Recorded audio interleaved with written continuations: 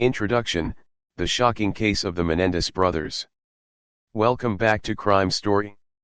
In today's episode, we explore one of the most unsettling and controversial cases in criminal history, the story of the Menendez brothers, Lyle and Erik, and the brutal murders of their parents. On August 20, 1989, José and Kitty Menendez were found shot to death in their Beverly Hills mansion, and the case quickly made headlines. What seemed like an open and shut case of a cold-blooded double murder took unexpected turns. The brothers' actions would later reveal a disturbing family dynamic, where deep emotional trauma and years of abuse would come to light. This chilling case raised questions about the lengths a person might go to escape their own nightmare, and whether true justice was ever served. Today, we'll delve into the details of the murders, the ensuing investigation, and the trial that shocked the world. Stick with us as we break down this complex and haunting crime, shedding light on the Menendez brothers' shocking actions, and the shocking revelations that followed. If you find this story fascinating, don't forget to like, share, and subscribe to our channel for more true crime documentaries. Let's get into the story. The Menendez family seemed like the perfect example of the American dream. Wealth, prestige, and a home in the heart of Beverly Hills, they had it all. However, on August 20, 1989, that illusion came crashing down in a brutal act of violence. José and Mary Kitty Menendez, the beloved parents, were found shot to death in their home, both victims of close-range gunshots, with a total of 15 bullets fired.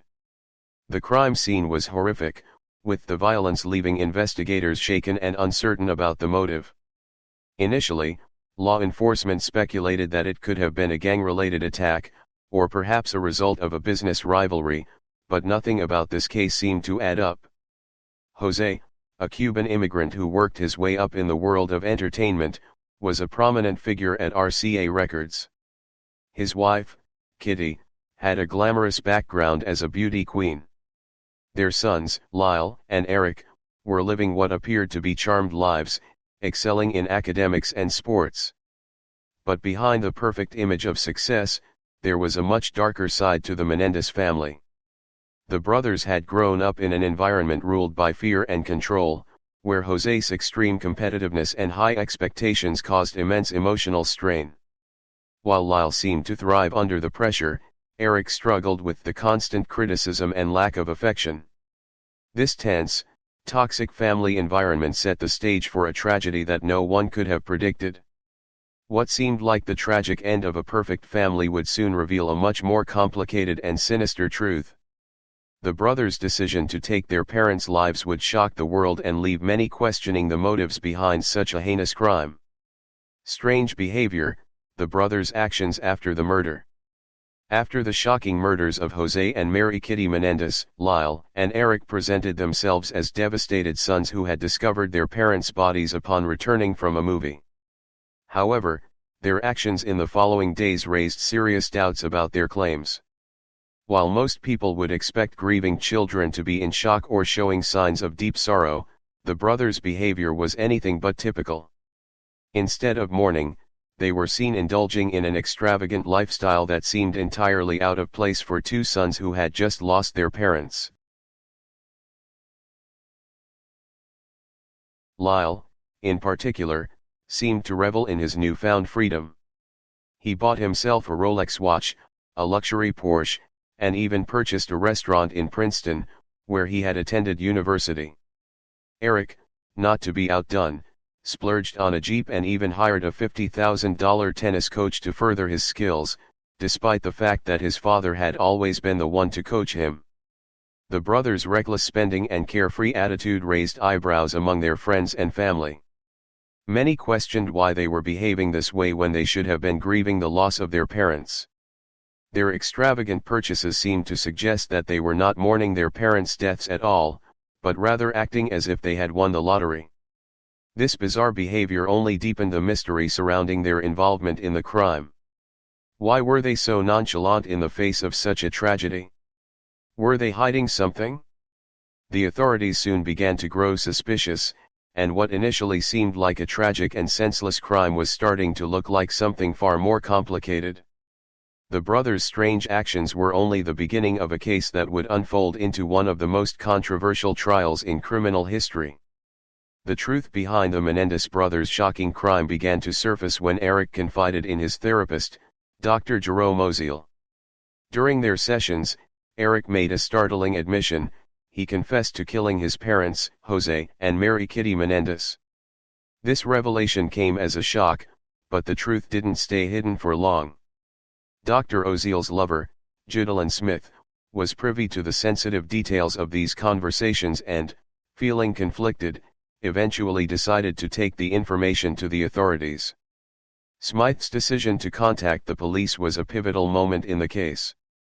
The tapes of Erik's confession, recorded during his therapy sessions, would become critical evidence in the investigation. However, things didn't go smoothly. The tapes, recorded in a therapeutic setting, presented a legal dilemma. The primary question was whether these tapes, made during confidential therapy sessions, could be used as evidence in court. The defense argued that the recordings were protected by doctor-patient confidentiality, making them inadmissible in court. It was a contentious issue that stretched out over years of legal battles. The prosecution fought to use the tapes, insisting that they were crucial to revealing the truth about the murders. Eventually, the California Supreme Court ruled in favor of the prosecution, allowing 2 of the confession tapes to be admitted as evidence in court. This legal victory for the prosecution would prove to be a key moment in the case, and the tapes ultimately played a significant role in convicting Lyle and Erik Menendez.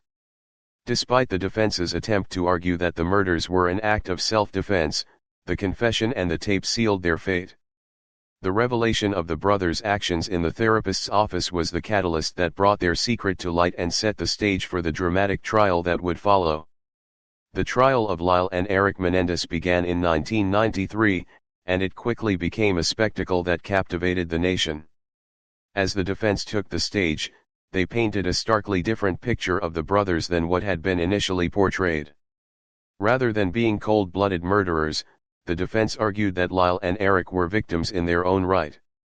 They claimed that the brothers had suffered years of emotional and physical abuse at the hands of their father, José Menendez, who was portrayed as a tyrant, controlling every aspect of their lives. According to the defense, José's manipulative and abusive nature pushed the boys to their breaking points, leaving them mentally and emotionally scarred. Additionally, their mother, Kitty, was described as an alcoholic and drug addict, further deepening the dysfunction and chaos within the Menendez household. It was a family built on fear, manipulation, and emotional torment. During the trial, Lyle and Erik testified about the terror they had endured growing up. They spoke about their father's constant belittling, his high expectations, and the emotional toll it took on them. Their testimony painted a harrowing picture of what it was like to live under the thumb of such a domineering figure. The defense argued that the brothers were not motivated by greed but by the desperate need to protect themselves during a violent outburst that escalated beyond their control. The case became a complex mix of family tragedy and psychological torment.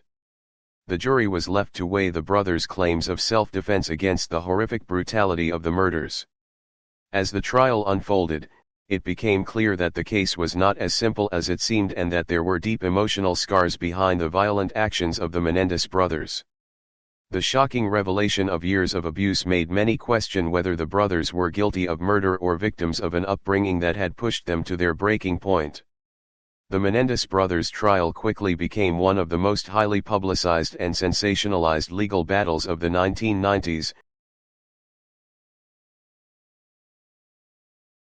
capturing the attention of not only the country but the world. It was a case filled with intense emotion, shocking twists, and endless media coverage. The courtroom turned into a spectacle as Lyle and Erik's story unfolded before the public. They were painted as both victims and villains, victims of a tyrannical father and a broken home, yet villains for the brutal murder of their parents.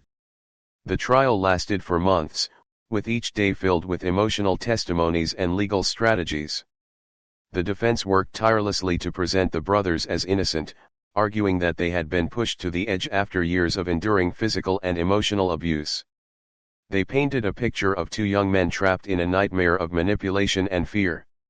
Lyle and Erik's emotional testimony, recounting the horrors of their upbringing, seemed to strike a chord with many who watched, but the question remained, did it justify the cold-blooded murders of their parents?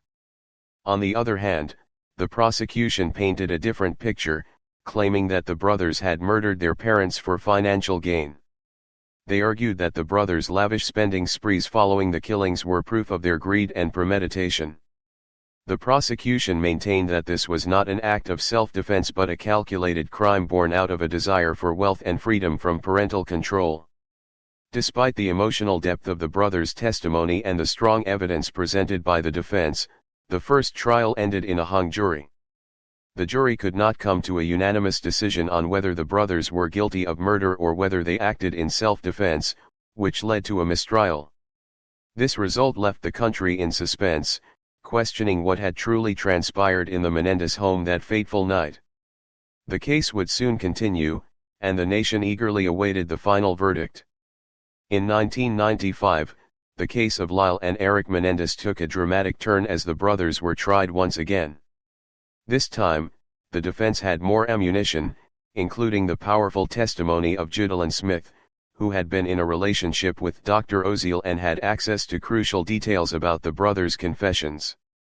Her testimony helped to further support the defense's claims that the Menendez brothers had been victims of years of severe emotional and physical abuse at the hands of their father. Her words seemed to provide the final piece to the puzzle, but it wasn't enough to sway the jury completely.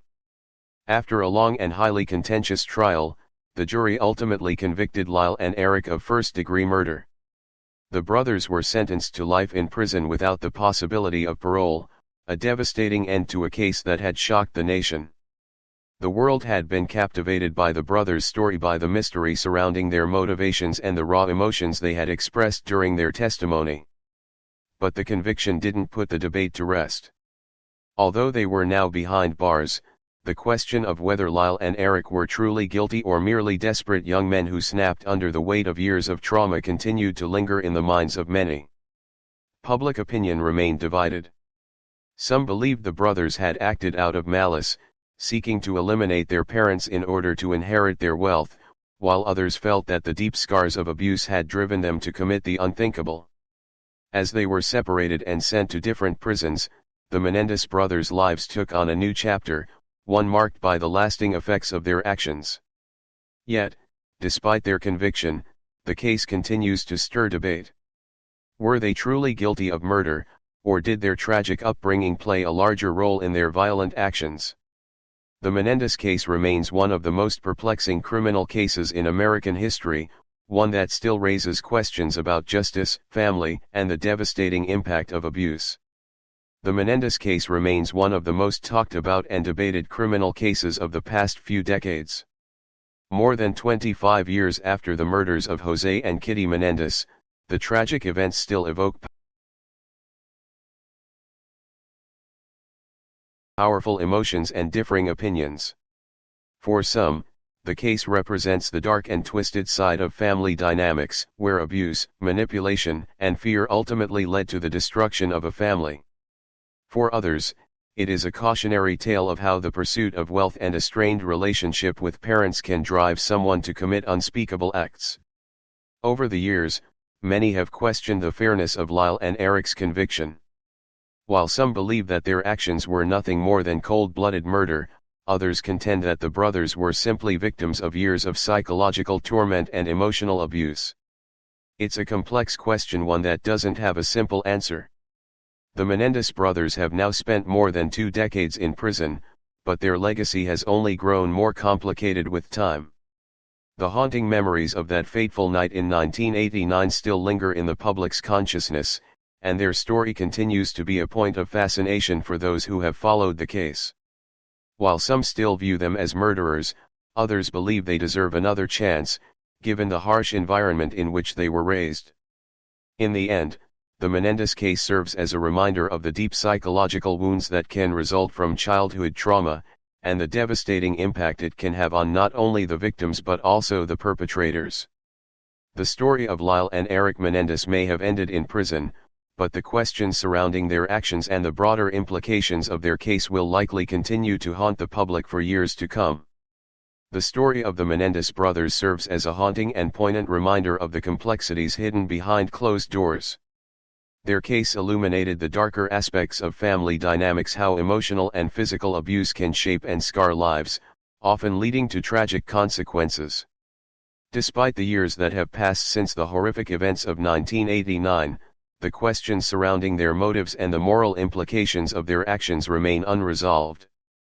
Were Lyle and Erik victims, driven by a need to escape years of torment at the hands of their father? Or were they cold-blooded killers, motivated by greed and a desire for control? Their trial and conviction continue to spark debate, with some believing they were justified in their actions, while others argue they committed a senseless crime. The Menendez brothers' names are now etched in the annals of criminal history, not just as perpetrators of a brutal double murder, but as symbols of a family unraveling under the weight of abuse and trauma. Their legacy is one of sorrow, intrigue, and unanswered questions, leaving us to wonder how many other untold stories of suffering lie behind the walls of seemingly perfect families. If you found this story fascinating, don't forget to like, share, and subscribe to our channel for more true crime documentaries. Let us know your thoughts in the comments below. Do you think the Menendez brothers were justified in their actions, or were they guilty of cold-blooded murder? Stay safe, and stay vigilant.